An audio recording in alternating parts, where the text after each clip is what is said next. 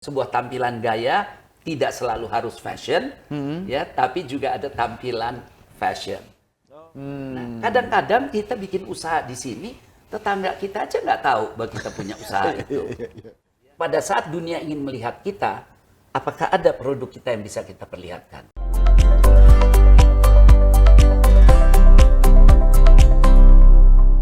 Halo Tribuners, bertemu lagi dengan saya, Erwin Ardian, pemimpin redaksi Tribun Jateng dalam podcast Tribun Topik.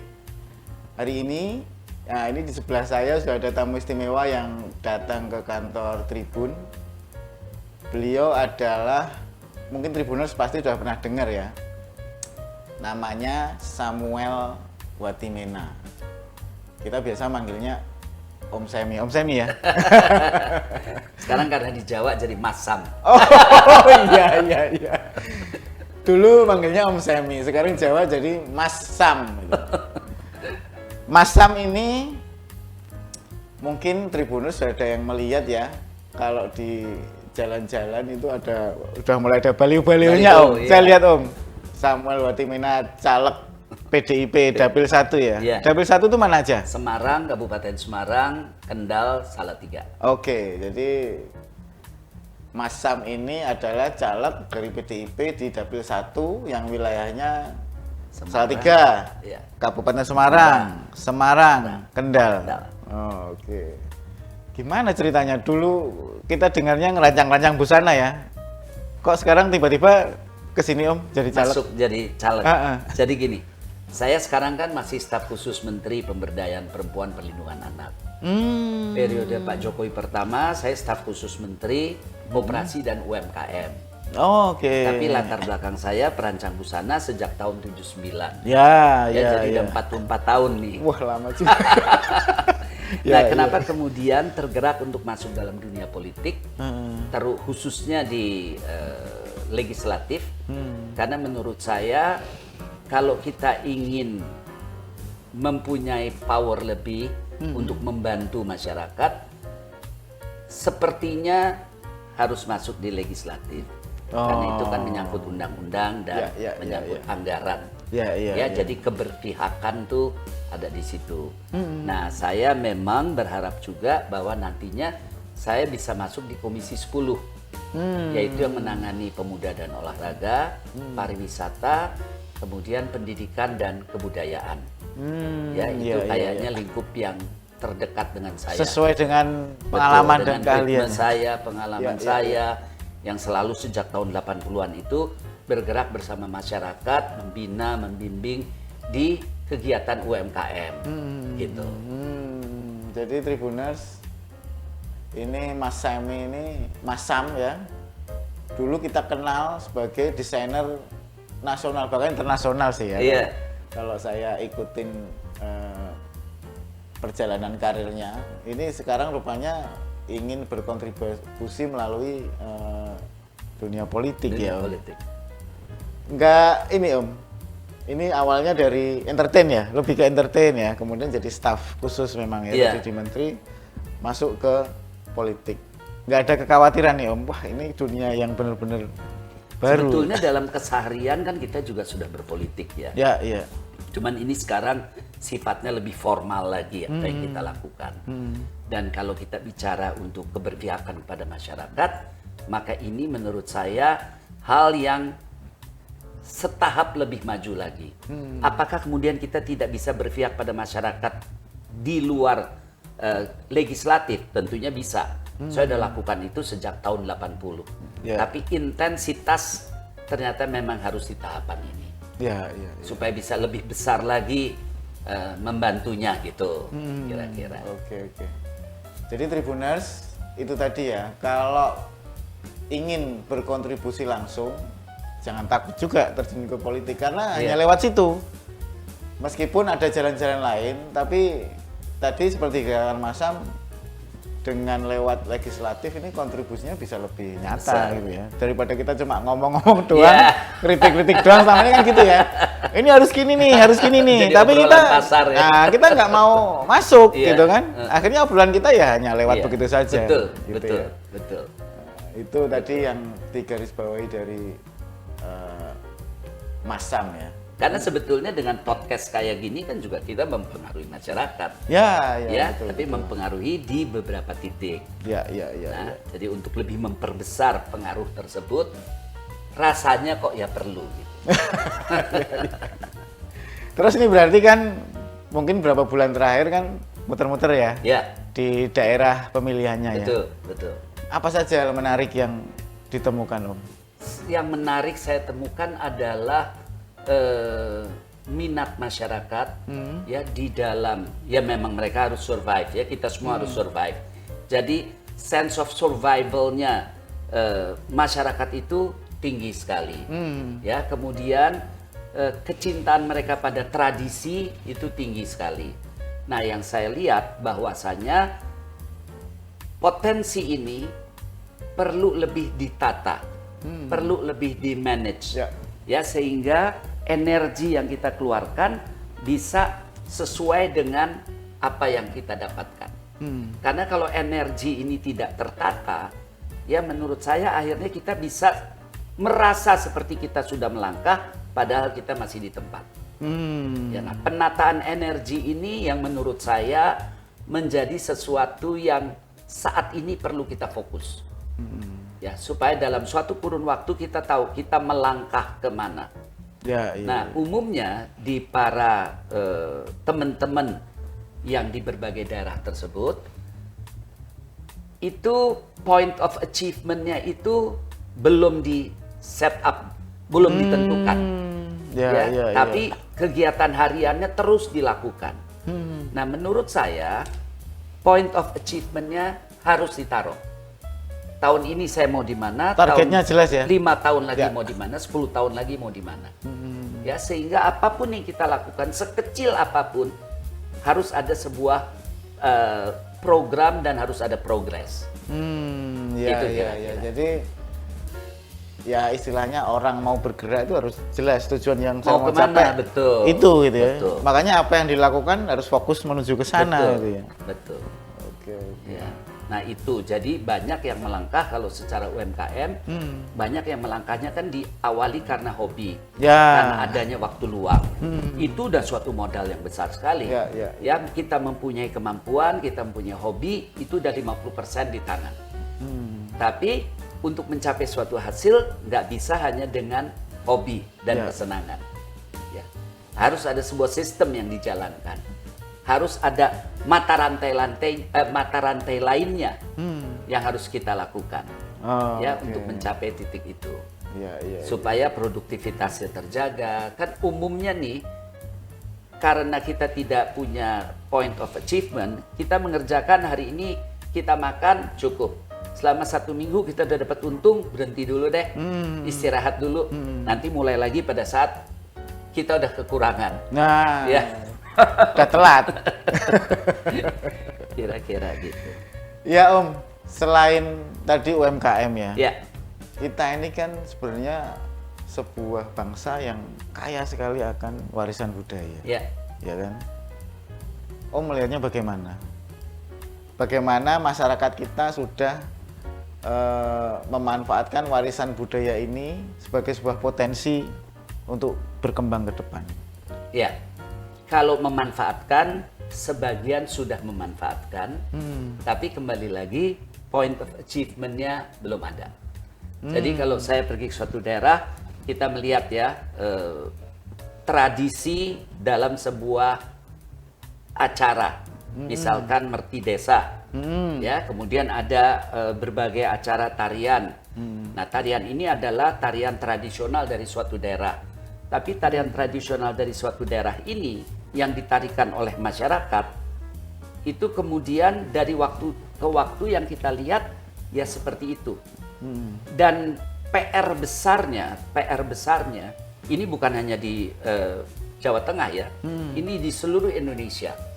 PR besarnya ini para pelaku atau artisan atau seniman tradisi ini kan belum bisa hidup. Ya, dari apa yang mereka lakukan. Ya, karena memang anggaran untuk budaya, seni, tradisi itu kan praktis nggak ada. Kecil. Ya, kecil. Ya, karena memang mungkin prioritas negara di berbagai hal lainnya. Ya. Nah, karena itu ini yang perlu ditata. Karena kalau kita bicara tradisi segala macam, ini kan terkait juga dengan pariwisata. Ya, suatu pariwisata akan datang ke satu tempat karena keunikan-keunikan. Keunikan bisa pada alamnya, keunikan bisa pada tampilan keseniannya, keunikan bisa pada kebudayaannya, atau attitude di suatu daerah. Karena di berbagai negara, dan saya rasa di Indonesia juga sudah ada, yang orang menjadi turis kemudian nginep di rumah penduduk. Mengikuti gaya hidup penduduk di sana. Makan seperti makan masyarakat di daerah tersebut. Ya. Ini kan sudah dikembangkan, ya. Cuman tinggal perlu lebih banyak. Perlu lebih banyak. Istilahnya apa ya? Gastronomi apa ya? Iya, kayak gitu juga. Kayak gitu ya. Kuliner. Iya. Ya. Karena kuliner kita juga sangat iya. beragam. Makanannya di Indonesia ini kan paling banyak. Banyak beragam. Dan kita punya jalur rempah kan di Indonesia ini. Di Tiongkok punya jalur sutra, kita punya jalur rempah. Gitu. Jadi saya beberapa hari lalu jadi pembicara untuk konferensi jalur rempah di Aceh. Dalam rangka Pekan Kebudayaan Aceh. Jadi saya bicara jalur rempah dari sisi fashion. Ya, bagaimana kemudian ke depannya ini kita memanfaatkan jalur rempah untuk peningkatan perekonomian di Aceh maupun di Indonesia. Jadi ada pembicara di bidang kuliner, ada pembicara saya di bidang fashion, ada pembicara di bidang herbal, ada pembicara di bidang berbagai hal. Oh, keren ya. Gitu. Ini Mas Semi ini kan, ya tadi di awal kita sudah bilang backgroundnya kan desainer. Iya. Ya Om. Ini di Semarang kira-kira apa yang akan dilakukan di wilayah Semarang dan sekitarnya ini? Ada nggak kira-kira event apa, bikin apa itu di Semarang Om terkait dengan fashion? Jadi Bu Ita Wali Kota itu kan ingin membuat sebuah pagelaran, kemudian mengajak saya untuk partisipasi. Nah, saya partisipasinya di dalam bidang fashion dan akan ditampilkan nanti itu masyarakat dari berbagai strata, para pejabat, para ASN, para pelaku bukan di bidang fashion untuk turut bersama tampil memperagakan gaya pakaian mereka. Dan ini menurut saya menjadi sebuah gagasan yang menarik. Karena setiap kita kan punya gaya. Ya, setiap kita punya gaya. Para desainer juga memiliki karya dan gayanya untuk dipresentasikan. Tapi masyarakat juga punya gayanya sendiri yang dengan latar belakangnya mereka juga yang nanti akan ditampilkan. Jadi kita akan lihat sebuah tampilan gaya, ya, sebuah tampilan gaya tidak selalu harus fashion, ya, tapi juga ada tampilan fashion. Dan tampilan fashion ini karena saya diminta untuk partisipasi, saya mengajak para desainer dan UMKM di Semarang. Wah, seru nih. Untuk bisa partisipasi. Saya ikut boleh nggak Om? Harus ikut. Saya ikut ya. Jadi Tribuners nanti saya pengen pakai bajunya Mas Sam. Nggak boleh, harus pakai bajunya sendiri. Jadi orang bisa tahu gitu ya? ini dari Tribun baju saya kayak apa gitu ya. Pakai seragam kantor. Ya. Jadi Tribuners kita tunggu ya. Di mana acaranya nanti rencananya? Rencananya di Kota Lama. Rencana di Kota Lama di pinggir kali. Kalinya kali apa saya nggak tahu. Kali Banger ya, Kali Banger. Itu ya. Iya. Pokoknya itu yang dekat nasi goreng. Iya. Oh, di situ situ nanti ada catwalk ya. Iya. Gitu. Nanti Tribuners jangan lupa ya. Cuman waktunya belum ya. Waktunya belum. Nanti tapi kita dalam info. waktu dekat. Nah, ini udah di-spill dulu ya. Nanti kalau mau lihat ada catwalk di Kota Lama. Nah, itu nanti ada Mas Sam di sana ya.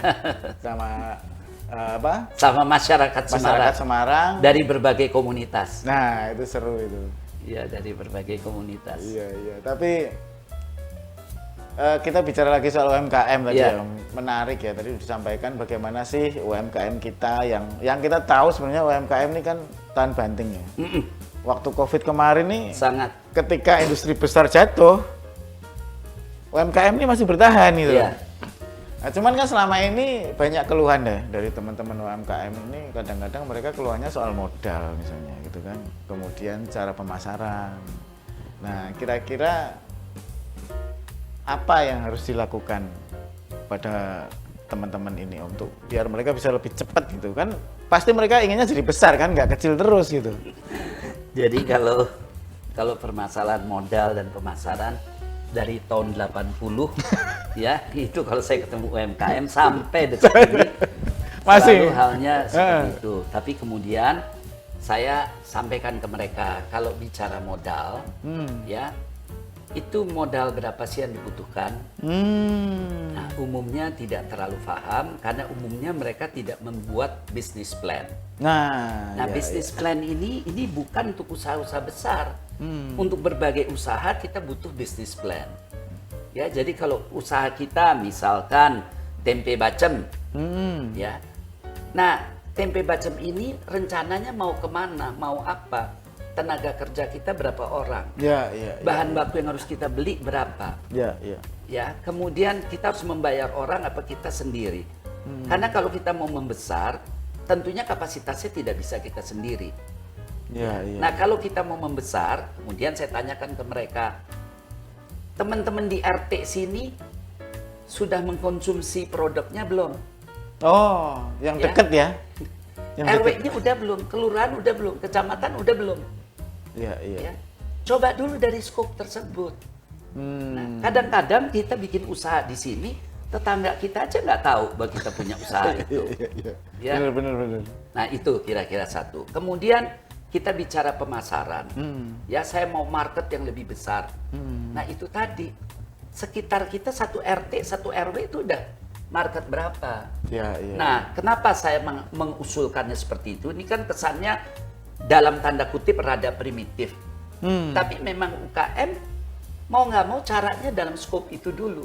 Karena kalau kita di lingkup kita terkecil, kemudian kita dapat feedback, ya, maka feedbacknya itu masih terkontrol. Tapi kalau kita main langsung kirim ke Jogja, kirim ke Surabaya, when you are not good, then you are out. Oh gitu ya. Of the scheme. Resikonya gede juga ya. Besar dong langsung. Iya. Jadi tolong kita bertahap. Nah, kemudian bicara data. Ya, umumnya UMKM kita ini kan tidak bekerja dengan data. Ya, dalam arti produk kita di bulan ini, di kuartal ini, di tahun ini itu berapa banyak sih? Ya, penyerapannya. Nah, ini kan data. Kemudian kalau kita bicara tempe tadi, ini kan masalah bahan baku kita. Ya, apakah masih baik? Karena kan kedelai itu umumnya bukan kedelai lokal yang impor. dipakai, kan impor. Nah, apakah ini langkah yang baik untuk berusaha di bidang tempe tersebut? Ya, karena ketergantungan kita kan masih luas. Nah, ini kan perlu dipikirkan. Iya. Gitu. Jadi sekarang kan juga banyak PNM ya, kemudian yang membantu modal, permodalan tanpa bunga, gitu kan? Itu banyak. Nah, itu bisa dimanfaatkan. Tapi jangan semua menunggu hibah. Iya. Itu saya rasa. Ya, setuju sih Om. Jadi kadang-kadang kan orang mikir modal ya. Tapi ketika ditanya kamu berapa butuhnya berapa, bingung juga kan? Karena dia tidak bikin perencanaan yang matang gitu ya. Saya mau apa, pasarnya kemana, modalnya butuhnya berapa, bahkan bingung juga. Nah, itu ternyata lebih penting strateginya ya. Karena terbukti banyak UMKM yang modalnya mulai dari nol bisa gede sangat juga. Bisa sukses, betul. Banyak kita lihat di sekitar kita kan. Iya. Yang spesifik jualannya hanya bakso, yang spesifik jualannya hanya peyek gitu. Dan bisa membesar. Iya. Dan persoalannya kita paham pekerjaan kita ini membutuhkan ekosistem kayak apa. Sehingga waktu dia membesar, kita nggak kalut. Ya kan seringkali dia sangat enak, sangat baik waktu produksinya kecil. Begitu pesanan membesar, tidak tahu cara menanganinya. Iya. Nah, gitu. mungkin gini Om. Tadi kan cerita berapa? 44 tahun di 40 tahun di dunia fashion. Fashion ya. Itu kan tidak langsung besar kan. Mulai dari kecil kan sampai tembus internasional. Mungkin bisa cerita sedikit lah Om, kilas baliknya dulu, turning point-nya tuh apa gitu? Bisa tiba-tiba tek. Saya mungkin termasuk yang beruntung sekali karena kembali lagi di awal itu kan info fashion di Indonesia tidak ada sama sekali. Ya, nah itu tentunya ada sisi negatif. Sisi negatifnya saya tidak cukup punya backup untuk mengetahui saya sekarang ada di mana sih. Ya, karena nggak punya tolok ukurnya. Ya, tapi positifnya adalah saya bisa maju bertahap dengan baik karena masyarakat juga tidak tahu membandingkan saya dengan siapa gitu ya. Gitu kan ya. Iya. Ya, jadi karena persaingan di tahun 70-an 80-an itu juga tipis sekali ya persaingannya, sehingga eksistensi saya itu jadi kuat. Nah, dengan eksistensi yang kuat itu beruntung saya termasuk orang yang juga kuat terhadap self kritik. Jadi kalau saya mendapatkan sesuatu, saya selalu bertanya, kenapa saya dapat ini? Nah, itu mulai dari saya menang. Karena waktu saya ikut lomba, teman-teman rival saya ini tuh tamatan sekolah fashion, tamatan ITB untuk seni rupa dan lain-lain. Saya satu-satunya anak SMA. Om nggak sekolah khusus? Masih SMA kelas 3 dan tidak ada knowledge, tidak ada apapun. Jadi waktu saya mendesain benar-benar mau-maunya saya. Hobi nggak ada ya, teori, ya? nggak ada teori. Sementara teman-teman lain kan udah ada teori fashionnya, ada apanya. Kalau gaya gini harus begini, saya nggak ada, saya bablas aja jalannya gitu. Nah, tapi begitu saya diumumkan menang, saya bertanya kepada kepala jurinya, ketua jurinya. Ya, waktu itu Iwan Tirta. Saya tanya almarhum Iwan Tirta, Mas numpang tanya, kenapa saya sih yang menang? Gitu. Nah, kalau buat orang mungkin ngapain lu udah menang, ngapain lu nanya? Nanti ditanya malah dia. Ya benar. Tapi saya butuh konfirmasi justru kenapa saya. Nah, waktu itu kemudian diinfokan bahwa saya karyanya genuine. Genuine karena saya benar-benar di luar batasan-batasan dan teori. Unik mungkin dan ya. saya mengangkat tema sekatenan. Ya, sementara yang namanya fashion itu selalu orientasinya adalah ke luar negeri. Saya bikin sekatenan dalam negeri. Etnik nasional, siapa yang tahu? Ya. Jadi genuine saya menang. Tahun 90 saya dapat Upakarti. Upakarti itu penghargaan tertinggi untuk wastra, pembinaan seni dan lain-lain. Ya, saya waktu itu dapatnya untuk pembinaan saya di bidang tenun Timur Timur dan Tanimbar. Ya. Jadi saya, Ramli, Iwan Tirta, Hari Darsono dapat. Kembali lagi ini 3 senior, saya sendiri orang masuk. top semua. Ya, padahal di era tersebut ada Gea Sukasa, sekarang Gea Panggabean, ada Karmanita, ada yang lain yang juga bergerak di bidang etnik. Gitu kan ya? Iya. Nah, saya tanya lagi, kok saya yang dapat Upakarti? Karena saya membina, mengolah tenunan original Indonesia. Jadi saya tidak menampilkan etnik yang printing. Gitu. Jadi saya mengangkat kehidupan masyarakat tenun. Iya. Dari Dan situ kemudian dari situ saya itu dia. Jadi dari waktu ke waktu ternyata menurut saya modalnya adalah you have to be yourself.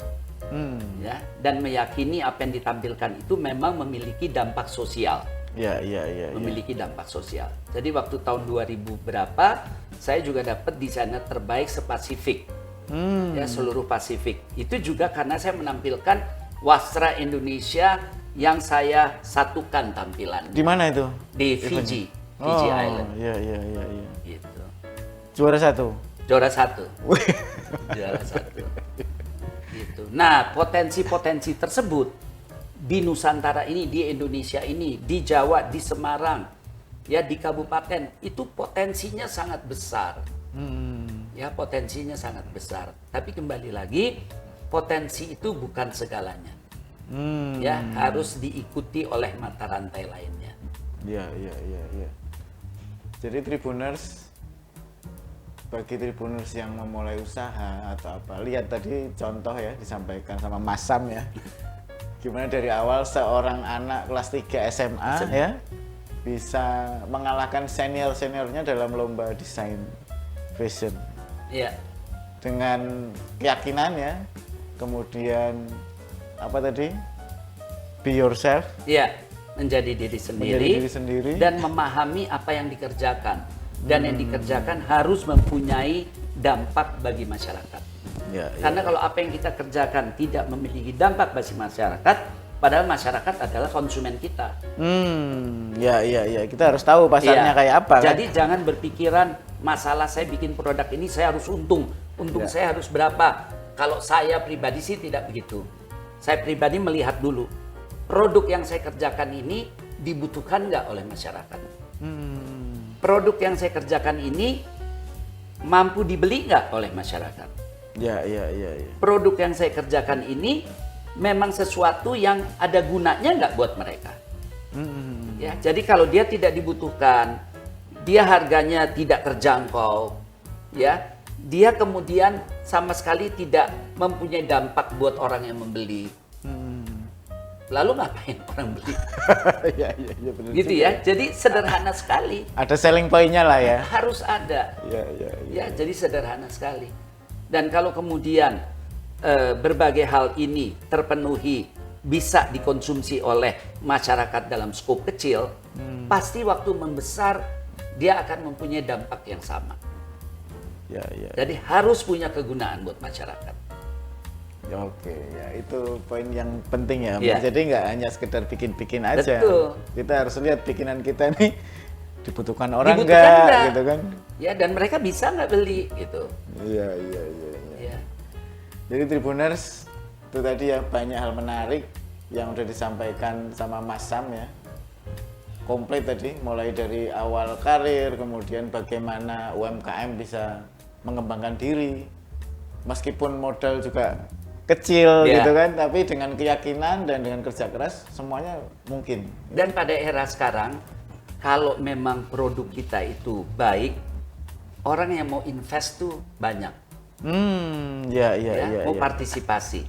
Ya, jadi saya banyak di Jakarta punya kenalan, dia awalnya sendiri, tapi kemudian teman-temannya ngelihat, wah kok bajunya produknya kok bagus sekali ya. Gue ikutan dong. Karena Ya. ada peluang di sana. Ya, Kan? dia chip in. Iya. Chip in. Bisa sampai 5-6 orang ikut chip in. Iya. Itu ya partisipasi modal. Iya. Gitu. Kecil-kecilan aja, nggak partisipasi modal yang ratusan juta, enggak. Iya. Kecil-kecilan aja.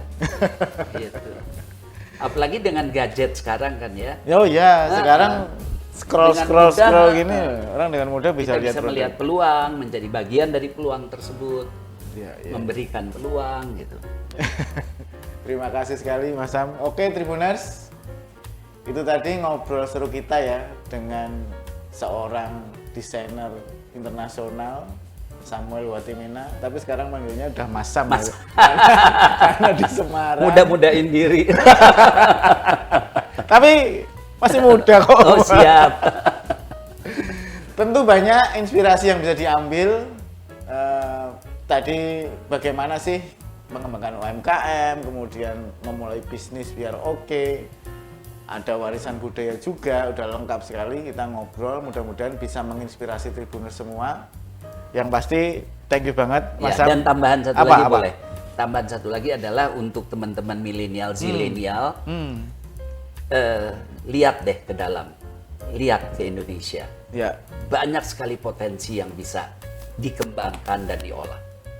Nah itu penting banget. Karena sekarang kalau kita cermati Korea semua ini. Betul, itu dia. Padahal tadi ternyata Mas Sam ini justru menang di internasional karena pakai Indonesia Tradisi, ya, pakai ya. Indonesia ya, bukan Pakai dari Indonesia, luar gitu kan. Betul. Nah, cuman memang potensinya yang mungkin masih perlu digali lagi Iya. ya. Nah, tapi ini kan adalah modal buat generasi berikut ya. Iya, iya, Emas iya. di tangan jangan dilepas. Betul. Karena ngapain kita gede-gedein luar, Produk sementara luar. orang luar tertarik dengan Betul. budaya kita sebenarnya kan, Dan yang sangat populasi beragam. kita. Iya, iya. Ya, jadi jangan kita membiarkan diri kita menjadi konsumen dari produk-produk luar. Iya, Jangan negeri ini hanya dimanfaatkan karena populasinya, tapi pada saat yang bersama kita harus bisa menginfokan keberadaan kita. Karena sejujurnya dengan HP, hitungan detik kita bisa melihat berbagai produk dunia. Pada saat dunia ingin melihat kita, apakah ada produk kita yang bisa kita perlihatkan? Ya, iya, iya, iya, iya. Itu tadi poin menarik ya Tribuners. Oke, Tribuners, terima kasih sudah bergabung dalam podcast Tribun Topik bersama saya, pemimpin redaksi Tribun Jateng, Erwin Ardian, dan Mas Sam,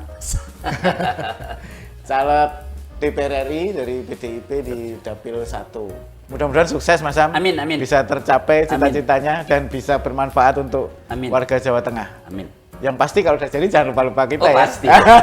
Kita kan lebih sering lagi podcast. Oke Tribuners, sampai ketemu lagi dalam Tribun Topik berikutnya. Terima kasih. Salam Tribun. Salam Tribun.